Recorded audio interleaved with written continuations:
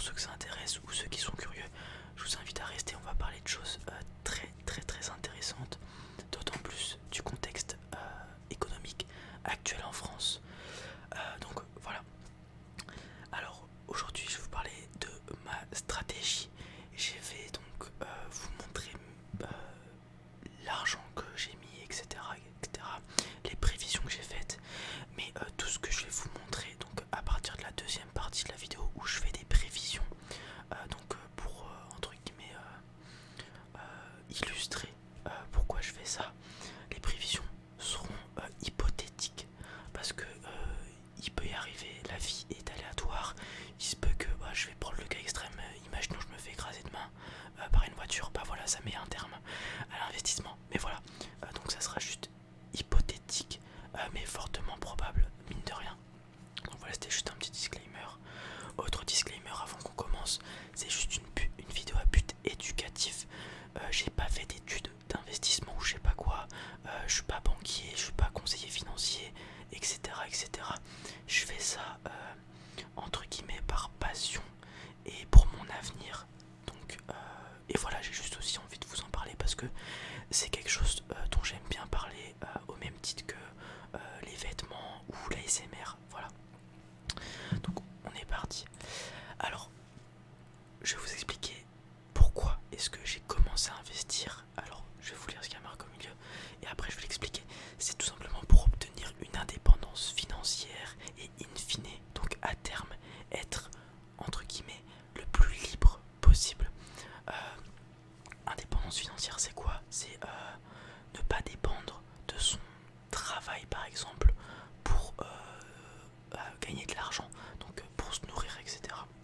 Donc, c'est avoir d'autres sources de revenus passives ou non actives, d'autres sources de revenus actives, parce que l'argent, enfin les placements actifs sont ceux qui vous rapportent de l'argent, donc l'immobilier, les actions, tout ça, et les placements passifs, ce sont ce qui vous coûte de l'argent mais qui sont nécessaires, typiquement une voiture par exemple. Donc grâce à ces placements actifs, je vais atteindre l'indépendance financière, c'est-à-dire ne pas dépendre d'un travail ou d'un patron, etc., ou de l'État pour faire mon propre argent. Et donc, in fine, cette indépendance financière, vu qu'on est dans un système capitaliste régi par l'argent, ça me permettra d'être entre guillemets libre, c'est-à-dire pouvoir acheter ce que je veux quand j'en ai envie. Bon, ça c'était pas compliqué à comprendre, mais aussi libre dans le sens géographique et dans le sens large. Donc si par exemple j'ai envie de, je sais pas, un mardi matin d'aller à la piscine, et bah si je n'ai pas cette indépendance financière, parce que je dois travailler, etc., bah si le mardi je travaille, je peux pas aller à la piscine le mardi matin, vous avez compris. Pareil, si je veux partir, supposons que je déménage dans le sud, je vais aller voir mes parents qui habitent dans le nord. Voilà, avec cette liberté, je pourrais avoir aussi cette liberté géographique et donc remonter dans le nord, voir mes parents. Voilà, c'est des exemples, juste pour vous expliquer mon point de vue global sur la vie et ce rapport à l'argent, la société, etc. Donc voilà, investir, ça va me permettre d'obtenir le mode de vie que je souhaite avoir, c'est-à-dire un mode de vie entre guillemets libre, où je peux être où je veux, quand je veux, faire ce que je veux quand je veux. Attention, je ne prétends pas à des besoins de luxe, hein. Par exemple, des gens, leur but dans leur vie, ça serait, je sais pas, pouvoir acheter un yacht, etc. Moi, un yacht, j'en ai rien à faire, vous voyez. Moi, mon indépendance financière, je pense que je l'atteindrai entre guillemets relativement tôt par rapport à d'autres personnes parce qu'il me faut pas spécialement grand chose pour vivre et je ne ressens pas ce besoin d'acheter par exemple des produits de luxe ou d'autres choses. Voilà. Donc maintenant que je vous ai expliqué pourquoi j'ai commencé à investir, on va voir comment je vais y arriver. Et bien tout simplement avec un portefeuille axé sur les dividendes. Alors je vais vous mettre une petite fiche en haut de l'écran dans un des coins sur les dividendes que j'ai fait auparavant. Je vous invite à aller la voir à la fin de la vidéo pour comprendre les dividendes. Alors je vous ai mis en plein milieu de l'écran mon portefeuille actuel. Donc ça c'est via le site Morning. Donc c'est un site où tu vas mettre des informations sur des investissements, que ce soit immobilier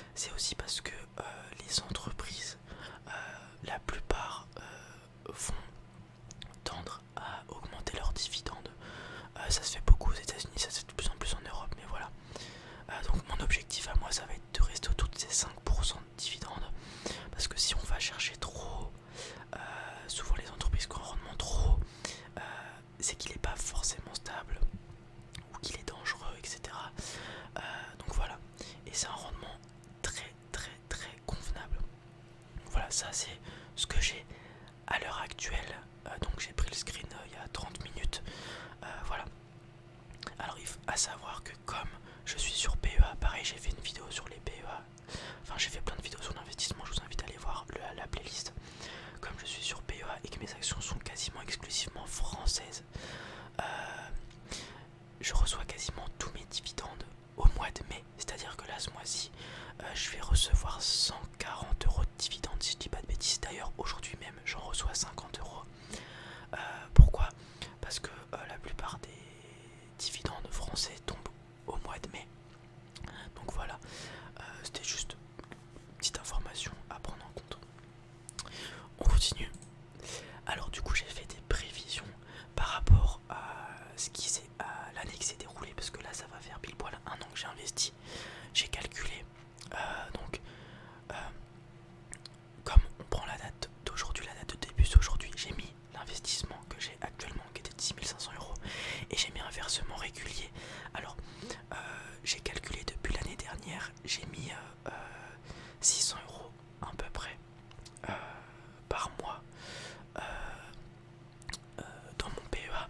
Alors comment je peux me permettre de mettre autant? Tout simplement parce que je vis encore chez mes parents, donc j'ai pas de dépenses liées à la nourriture, le loyer, etc. Et en plus de ça, je suis quelqu'un qui dépense très peu. La dernière fois que j'ai dépensé pour moi-même, ça devait être il y a 2 semaines, un restaurant avec mes potes, et avant ça, c'était pareil, c'était le mois dernier. Bon bref, je dépense très peu. Voilà, je suis un rat si vous voulez. Et donc j'ai mis légèrement moins parce que comme je vous l'ai dit, avec l'avenir on sait pas, ça se trouve dans 2 ans j'aurai mon propre appartement, etc., etc. Et donc ces versements vont changer, j'espère pas. Mais donc voilà, c'est juste des prévisions. J'ai mis le taux d'intérêt auquel j'étais actuellement, donc 5,03%, et j'ai mis sur 25 ans. Donc on a le calcul, après 25 ans, je disposerai d'un capital de 287 972 €. J'ai fait le calcul, donc 287 000 fois le rendement de mes dividendes, ça ferait donc que je reçois 14 398 € par an. Donc à mes 45 ans, donc dans 25 ans, je recevrai 14 398 € de dividendes annuels, soit 1200 € par mois. A noter que ces prévisions, comme je vous l'ai dit juste avant, les dividendes tendent à augmenter, etc. Et bon voilà, c'est juste des prévisions. Il se peut que ça soit plus, il se peut aussi que ça soit moins, mais il y a de grandes chances que ça soit plus. Voilà. Donc vous allez me dire, ouais, c'est vachement long, etc., etc. Ouais, c'est long, 25 ans, mais 45 ans, ça veut dire que, allez, à 50 ans, entre guillemets, je pourrais prendre ma retraite. Donc ça fait 14 ans avant la retraite de l'État. Quand même, c'est pas négligeable, 14 ans. Et puis 50 ans, si tu te conserves assez bien, t'es encore en bonne forme. Donc lors de cette prévision, comme je vous l'ai dit, je n'ai pas pris en compte la hausse des dividendes. Je suis resté à 5% annuel pendant les 25 ans. Alors que comme je vous l'ai dit, ça tend à monter.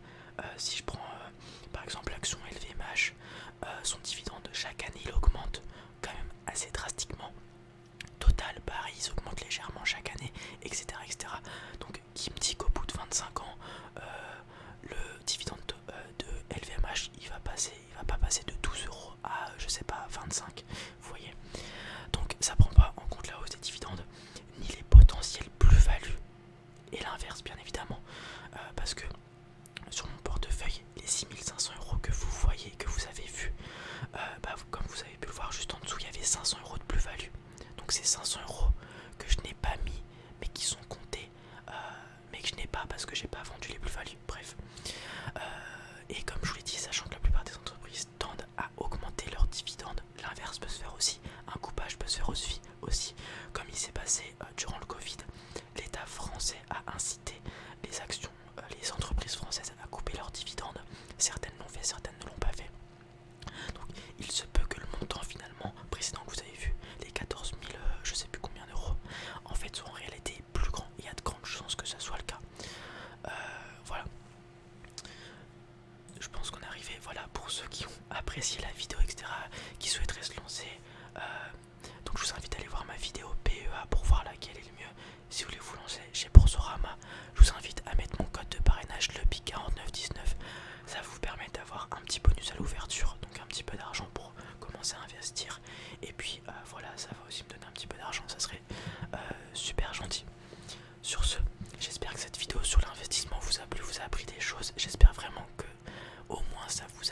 initié à prendre en compte cette hypothèse, je vous invite à aller voir mes autres vidéos pour en apprendre plus et vous relaxer tout autant. Et après, si vous voulez vous approfondir, il y a plein de trucs sur internet, sur Insta, etc. Vraiment, je vous invite vraiment du plus profond de mon être à vous intéresser là-dedans. Oui, ça va être compliqué parce que ça va être long. Des fois, vous allez être dans le rouge, des fois, vous allez être dans le vert, vous allez être euphorique, etc. Mais voilà, pour votre avenir, je pense que ça peut être très important. Bien évidemment, il y a d'autres formes d'investissement aussi. Faut pas mettre tous ces œufs dans le même panier. Moi, pour l'instant, je fais essentiellement des actions, de la bourse, parce que à mon échelle, c'est ce qui est le plus abordable, parce que j'ai pas 200 000 euros à claquer dans un appartement. Mais à l'avenir,